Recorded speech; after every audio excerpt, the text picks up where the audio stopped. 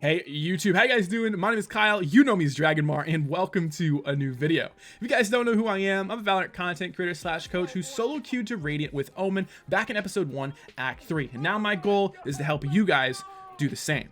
With that being said, if you enjoy these videos, make sure to hit that subscribe button. I have a lot of really good stuff coming. Speaking of that, I have a coaching series coming, and I need to know what rank you guys want to see in the first video. Leave a comment on this video and let me know what rank you want me to coach for the very first video. Now, this VOD review here, this is a Diamond 1 Fade VOD, and this is a VOD of somebody who was an op crutch player who played Jet and Chamber. So this is going to be really interesting. I'm really interested to see how he plays, and I want to talk about how you can carry with Fade, some of the things that you can do with her that can really help. Now, in these first 3 rounds, I already watched them, nothing happened, right? It was just simply rotate, rotate, rotate. So let's see what's going to happen here. In this VOD, I'm going to have some good Fade tips for you, but also just some good general tips on how to play and how you can be better. I think there's definitely some stuff we can do here for our friend Blue Octopus. Now, in this round, sitting in the smoke here, spamming out of the smoke with a sheriff. Remember guys, when you're in smoke and you're spamming out, they can see you, they're just gonna hold you. Definitely in that round wanted to go heaven just to see if you can get some value out of it. So unfortunately, we're gonna have to go with 2 stars there. You were on the rotate, so it's not like you lost that sight, but you still want to look for some value instead of just dying in a smoke. All right guys, so the first big Fade tip I have is to remember that Haunt, which is the ability you're seeing right now, is in my opinion the strongest ability that Fade has, okay? And you want to try to get maximum value, and because Haunt can regenerate, that also means you can use it multiple times in a round if you use it early enough. Now in this round, this is a huge mistake, right? Instead of just holding that rifle when there was danger, when you saw shots coming, you decided to push in there. You still had your dogs, you had your prowlers that you could have used. You didn't need to push that. You could just hold that weapon to make sure they couldn't get it unless maybe they smoke it. That was a really low percentage play. That to me was you going back to your old ways of trying to op, and you're like, hey, free op on the ground. But in reality, you should not have pushed that, especially when there was players there who had just killed your teammate. That was a really high risk, low reward play. So we're gonna have to go with 1 star on that round. All right, surrender vote already popping up. You'll love to see it. 6 rounds into the game here, down 0 to 5. Now, another big tip I have for Fade, and by the way, I've actually been playing a lot of Fade if you guys didn't know. Another big tip I have is do not underestimate the value of your prowlers. I know they can be a little bit annoying to use, but if you send them out, not only can they sometimes distract the enemies, but they'll catch on to people, and it can be tough sometimes to shoot those little fellas because they go fast. They zoom at people. Now in this round here, I definitely think you have the ability to find a kill here. This Haunt kind of distracts one of the players, the Sage, but then you keep swinging out to go fight the Chamber. And I think what you really want to do there is you just want to focus on that close player, not the Opper who's further away there. So probably a little bit bad on that target focus. We're gonna go 2 stars on that round. So we are on the 7th round, and we are still killless here, 0 and 6, and looking to get some value. Now, like I said, because Haunt regenerates, using it early is fine. The way I like to think of it is a little bit like a Sova dart, kind of like a recon dart, is kind of how I would look at it. Now, the Seize ability, that's a nice shot right there. The Seize ability, do not think of it as a molly. I think this is where a lot of people are going to go wrong with it. They're going to think it's trash. It's not a molly. It's not. It is more like an Astra suck, but it's very short. So you need to impact them with it. You can't like throw it down. Like for example, if someone's rushing, you can't just throw it and have it sit there like a brim molly, right? You need to hit people with it. So using it on like post plant, on spike diffuses, that kind of stuff, or plants in general, really good. But with that being said here, we saw a nice kill there when that player jumped up on those boxes. Nice reaction time, good shot overall. And now the team is up 4v2. So you guys already know what I'm going to say. The most important thing to do in a 4v2 is just make sure you're staying together and make sure you're trading out these kills. Omen kind of off on his own, but it's not terrible because he's not playing too aggressive. And honestly, he could get some good info for you as well. That's one thing you want to remember in these 4v2s is that sometimes it's necessary to send one person off to gather info because you don't really want to be playing a site retake if you don't have to. You'd much rather prefer to have someone there stalling them out, but that person has to play their life. So Omen obviously was still playing safe in that round, even with the contact. You guys are able to clean up here. This was a good round, I would say. I'm gonna go 4 stars. All right, another Fade tip, man, I am loaded with Fade tips, is do not underestimate the trails that are left behind by your abilities, whether it be your ultimate, your haunt, or whatever. you need to put your prowlers on them. When you put your prowler on one of those trails, it goes very fast. The problem is that most players, when they have a trail on them, they're just going to get ready and shoot the prowler. So it's very good if you can combo it with any other ability, or with sort of the chaos that can come from a sight take or when you're defending a rush. You do have to pair it with things. It's a lot like a sky dog, in the sense that people generally are going to kill it before it gets value if there's a trail. So when it comes to getting more value from prowlers, another tip I would have is don't be afraid to use them and have your gun out, and don't even try to control them. Send them in a straight line sometimes against a rush, or if you're going to push a player, send it quickly around the corner, then immediately peek. You could use it a lot like a sky flash in that sense, where they're focused on it, you can swing off of it. It's kind of like an extra player sometimes. It's very fun to use. It does take a little bit to get used to, but after a couple games, I was getting some really nice plays with it. And I won't show my highlights here, but trust me, I have a lot actually. It's actually pretty fun to do. And in this round, team is just going to end up cleaning up this round here. Not too much happened. We're going to go 3 stars. Let's keep it moving. All right, guys. So far into this VOD review, we haven't seen much value really coming from our Fade player here, right? So far, it's really just kind of been solo-ish play over here on the B site. The enemy team definitely is favoring A bit more, but just not too much to do. So we're going to see here, maybe it's going to change. Now, the question I have is, what's the plan here? I see. It looks like we're going to be playing a little bit sneaky, potentially under window. Now, in this situation, I don't really think you need to be swinging that.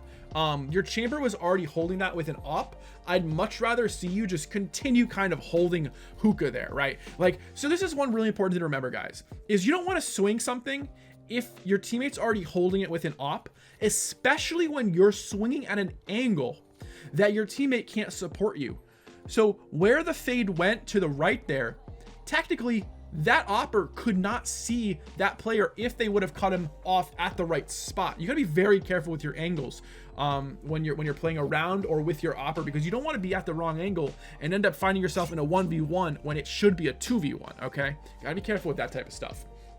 Oh man, in this round, just gonna get caught out there by the Rays. Let's go back. Let's take another quick look. Yeah, just, you know, not quite fast enough on the reactions. And again, not really finding too much value in this round. The good thing though is you're gonna use your ult here at least on the retake, and you're gonna get a mark off with your haunt. I think your first haunt was destroyed instantly, so it does get some info. An okay round there. We're just gonna go 3 stars because there was some good, some bad. All right, guys, so we're on to round 10 now. And we're going to take a look here. Let's see what the plan is. It looks like he's going to go for a little bit of a haunt lineup. The cool thing with haunt is it's pretty easy to throw. It doesn't have the furthest range, but once you get a hang of it, it's actually quite easy to kind of plan your throws and be able to get them where you want. Now, that C's there, I'm not sure if it's really going to get any value. Remember, like I was saying, it goes away on impact. So the second you miss people with it, it's gone. It's not like a molly. It's not going to delay. That's why, in my opinion, you want to wait for more information before you use those seizes. And man, is it hard to get out of them. So if you can hit someone with it, that's really good. But let's see what the plan is here. This is a 2-person hold on B. Raze is ulting. Ooh, a very nice shot onto that Raze to finish the kill. The problem is that there is going to be a res going out, so any advantage had is now back to even. But that was a nice kill onto the Raze. The problem there, though, is that because that chamber is playing well, he immediately follows up that Raze, and he's able to trade you out. That's not really your fault. You got the kill, which is good. But in that situation, it's kind of one of those questions where it's like, was it worth playing that so aggressively? Was it worth going for the kill? I think it was. I can't blame you there, but you do get trade out 1 for 1. So unfortunately, we're just gonna have to go with 3 stars in that round, because again, had you stayed alive, you might have some more value on retake rather than if you would have swung for that kill. All right, so we're definitely seeing that it is hard right now to find value with Fade. And I think part of the problem is we're just not really getting these haunts up in situations where we can get kills off of them. As I say that, the haunt is going to go out and is going to help that chamber probably find that kill. So that was good. But the other thing is right there, we're seeing the prowler chase that trail. This is roughly the first time I feel like we've seen that. So to me, it definitely looks like you're going to be wanting to try to focus a bit more on your prowler usage and find more value from the prowlers. Now, One thing I'll also say about Fade is I think that she benefits from playing closer positions. And on defense unbind, I actually think you want to play Fade around showers because you're able to use those prowlers around that corner, kill people trying to go for orb, and it's very narrow, so they can't really escape. So honestly, I think the problem so far is more so your positioning rather than anything else. We're gonna go 2 stars in that last round. So yeah, guys, we're on, you know, the final round of the first half here, and just not a lot of good. The haunts really aren't marking that many people. We're not seeing really any value from C's, and the prowlers are really not making a difference as well. Now right here, prowler is going to get us some info that a player is close here in main, and we'll have to see. So chamber, okay, so it looks like that was probably the sky. Gonna use the C's, definitely prowler around the corner, and there we go. Prowler is going to hit that sky, and that's a free kill right there. That was good value. And see how he was playing closer with his prowlers? I think that's the right play. So in that round, we're going to go 4 stars because I think that was the proper way to kind of play around Fade. Play close and play where you can get value from your prowlers. You have 2 of them, right? And that's where the big value comes from. So on that round, 4 stars, but we are going to end that first half with a pretty rough score line. Unfortunately, we do end up ending the first half with only 2 kills, and there really is no way to sugarcoat that. That's just bad, right? And that's not what we want to do. But there is always redemption to be had. Now right here, body blocking your raise, that's not good. You are gonna get value though from your C's onto that brim. So that was actually really nice. That was kind of like a reaction play where you almost used it like a flash. Oh, but right here, I don't think you want to throw your haunt over there. You could probably just throw it on top of sight, I'm assuming. And then you're gonna run in. You've got, I believe that was a frenzy, right? Let's take another look. Yeah, so you buy frenzy on this round. I think ghost. I go when I was playing Fade, I was going ghost. I was finding way more value because I believe you can get just better utility with it. But regardless, you know, in this round, you're gonna run up on the chamber there. You do get nice C's play, but your haunt, I don't think it's really in the right spot. I think top sight would have been a bit better there. And you just jump down, run in, kind of die for you know. Your teammates end up getting that kill in the end. Just want to kind of play a little bit slower maybe, and always expect that chamber TP. That's one of the most common chamber TPs in the game, so always expect that. Some good, some bad. That round will go 3 stars. And as we get started with round 14 here, let's talk about Fade a bit more and talk about the role of an initiator, right? If you guys are trying to carry your games with an initiator, it's very important that you do what the role says, all right? You need to be the one initiating. Now, obviously, you don't have to be the first one in, but your utility should support your teammates. Now, in this round, this is a great example of not using the kit that Fade has. What's the problem here? He has no prowlers to use. Right here is a perfect situation for where you want to use a prowler. So in my opinion, if possible, you're always looking to get prowlers on these rounds, especially on an anti-eco where potentially they are waiting around corners with shorties. And if you're ever going to run into a situation like that, prowler for sure. And because you don't, you run around the corner, that raise is ready for you, she gets a free kill. So you really don't get much value on this round. Now, early on, you were able to use the haunt to get a mark on someone, which is good. You always want to initiate these sight takes with your haunt, but gonna go down. And yeah, the team's gonna lose the round as well. We unfortunately have to go 2 stars there. So again, talking about carrying with an initiator, it's all about starting the fights. Starting the fights with the proper abilities to support your team. Because remember, you don't have to be the one that entries as an initiator. You just have to initiate the fight. Give your teammates a little bit of a push to get into the action.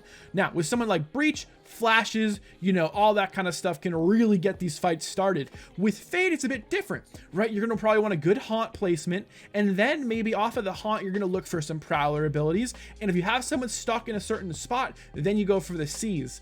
Now, I think that's really where Fade differentiates from other initiators, is that she does not have flashes, okay? So the main value from Fade has to come from her haunt and her prowlers. And right here, just going to kind of swing this corner into a Marshall. Again, just not seeing the value here from your play. A lot of this is you just peeking corners, dying, running up, dying. No kills, no damage. Unfortunately, I'm going to have to go with 1 star on that round. No value there. And as we move into round number 16 here, this has just been a rough game for you. And you know, we can attribute some of that to the fact that, you know, you did say you were an op player, so you're off of op now. Definitely kind of have to rethink how you play certain things about this game when you're very used to opping or sniping. It was the same with me when I played Counter-Strike. Obviously I was an opper in Counter-Strike, and you know, you just got to get used to it. It's a different play style. Right there, going for the Prowler usage over into elbow, which is smart. Definitely could have found someone, but maybe got lost in the smoke there. Remember, the range of the Prowlers is not the greatest, right? The Skydog, you can go way further than a Prowler can, so you kind of want to remember that. But here, we are going to get the plant down. We are staying alive. I think the biggest thing you do right now is play your life. And there you go. You're able to live through the round. That was the most valuable thing that could have happened. You didn't really have too much impact on this round again, but you do stay alive. We'll go 3 stars there. And let's keep it moving. So as I watch this game, I can't help but think that you're really missing out on getting value, maybe with not having the greatest communication with your team. Like, for example, right here, you use that haunt, but what's the follow-up, right? Was it just for info? Is that why you're doing it? Or does your team want to take that site? Because now look, now you've got Omen and Chamber on A. Well, you and your 3 teammates are going to B, right? So maybe that was the play there. But I think what you need if you're going to play Fade is you need good communication. Now in this round, I love it. That's a great use of a sort of preemptive C's there. By throwing that C's into B cubby, if someone's playing there, they are screwed. So I really like that usage. I think that's really smart. If you're planning on doing a B take with Fade, I think if you want to use the C's early, just throw it into cubby. Now in this round, you're going to get aggressive. You're going to run into CT there, find a kill on the Sky, and almost kill the remaining 2. You do some good damage. Decent round overall, 4 stars there, but honestly, probably a bit too aggressive. A bit too aggressive there for your own good, but hopefully your team can pull this one off. And the team coming through big there, and they will take that round. Now, one thing I want to say about playing Fade or playing an Initiator is that communication, I think, is the most important part of your role.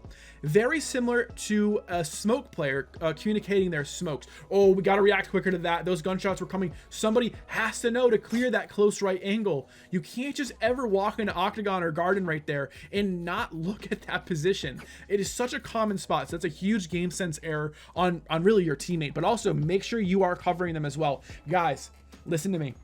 Pro tip right here. This is a Radiant tip, okay? If you see your teammate walking into a position and you don't see them clearing properly, you need to clear it. You're welcome. All right, right here, playing site. Team is going to win this round. Good job by you overall on kind of, you know, had you died there, that would have been horrible. So good job on you. You're kind of bringing this one back a little bit, getting some more value. Decent round overall. We'll go 4 stars here. But yeah, as I was saying, guys, I really do think that, like, communication is such an undervalued tool. And as I've been getting back into ranked, I've realized, like, just how important it is to talk to your teammates, how much it can change rounds and help certain scenarios. So please don't ever underestimate it. And I think when you're playing with Fade, it's very important because the haunt ability in particular needs some kind of follow-up unless you're just using it for information. Because I think with follow-up, you're looking at way more value. So let's see what the plan is here. Okay, I don't love this, right? And the reason I don't love this, oh no. The reason I don't love that is look what you do here. Prowler, why are you prowlering? Why are you using a Prowler before your ultimate? If you're gonna ult, then use your Prowler. Remember, guys, those trails are pretty crazy. And in a situation where you're gonna use an ult, save your Prowler. No reason to use it early. Unfortunately, because of that mistake and because of this death, we have to go with 1 star on that round. Save your Prowlers until you ult.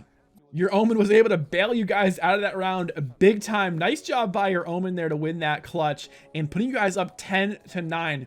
So you've been slowly finding your way onto this scoreboard again, getting some more kills here and there. And I think a haunt inside of Hookah here is a smart play. Remember, like I said, you want to be... Nope. Can't be doing that. So we know that players have been inside of Hookah quite often. This is your duo partner.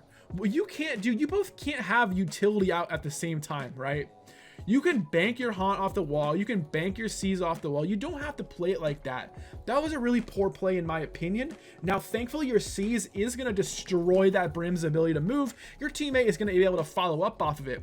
So I like that you're playing Raze and Fade because of that follow-up. But the problem is you guys make a simple, like, mental error, simple game sense error. You can't both have grenades out when you know a player has been playing close all game. I got to go 2 stars on that round. Fade is one of those agents that just gets a ton of assists. I think our friend here is at 16 assists right now. Make that probably 17. But, oh man, another early death. Let's take another watch here. I'm gonna jump the corner. And again, like, if you learn some lineups or you know, just try to bank off walls, let a teammate peek that or something. Like, you can't just jump, stay in that spot and die just to throw a haunt. One important thing about playing an initiator or about playing a controller who's a smoke is staying alive, valuing your life, right? You in that round died so fast, you don't ever get to regenerate your haunt. You don't ever get to get that additional value. So remember, very important to play your life when you play an agent that can regenerate abilities. And with Fade, because you can, you want to value your life a bit more than you would with other agents. I have to go 1 star there. All right, this has been a very interesting game. I feel like I've watched a lot of Valorant and seen not a lot happen. And I honestly, I think I have a good understanding of why. We'll get into that in the VOD review summary. Let's see what your final, or maybe the final round is here. As you guys move into match point, you're gonna haunt top site, not gonna find anyone. Someone could be hiding inside of site potentially. Oh, gonna see the Sage, but not gonna be quick enough to react. Now, the problem I have here, right, is on this round, your Raze is going to go in, clear sight, and then spot Sage, but you still weren't really ready for it. Okay? You got to be a little bit quicker there for sure. Gonna find the kill on the Sky. Things looking good here. That was a decent shot onto the Sky. We know Raze crossed as well. You probably don't want to be peeking that. You just want to go find your team. Oh, excuse me. Raze is back now. And it looks like both players spotted with one more on B. On A. That player does go down, and your Raze going to get the kill over here on A and start pushing CT. Oh, that is a window, and that is not where you want to throw that. But one thing that I was trying to explain in this round is always look at your minimap, guys. You need to have it in the back of your mind at all times. If something lights up red, you know your teammate just found an enemy. You want to be able to make a play off of that. And the game is going to end here on a rather disappointing scoreline of 6-16 and 17. There's a lot to talk about in this VOD review summary, so stick around and let's get into it. And guys, as we move into the VOD review summary here, remember that Fade was submitting a game where they had a bad game, right? Because they're looking to get better. So we can all kind of value that and praise that, because that's what you want to be doing. I think the biggest mistake I'm finding is your positioning is getting you killed a lot.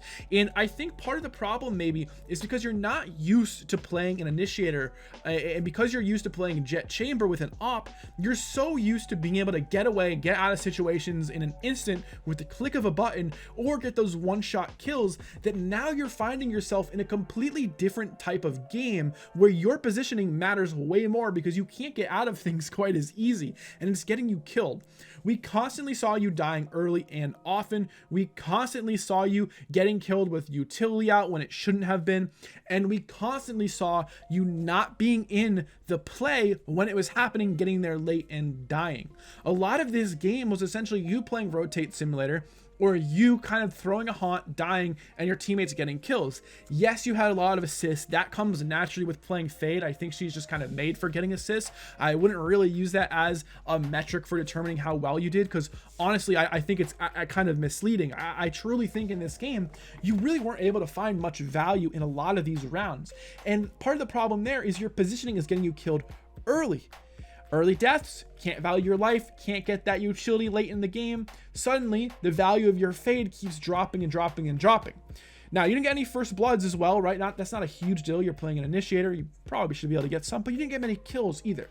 And like I said, if you're dying early and often, you're not really going to have many chances to get too many kills. So for me, the big things you can work on: really good communication with your team. Make sure you're talking to your team more about your haunts. See if your teammates can make plays off of them. Maybe that Jet could have tried dashing in. The Raze could have satcheled in off of your haunts to find some more value, because it just didn't look like anything was happening. And then on top of that, you're definitely going to want to play your life a bit more. You cannot be dying so early and so often. But I do also want to say that I think you want to be able to use your prowlers a bit better as well. Play in spots where there's not quite as much space to move, and I think you're going to find a lot more value, not just from your prowler, but also from your haunt.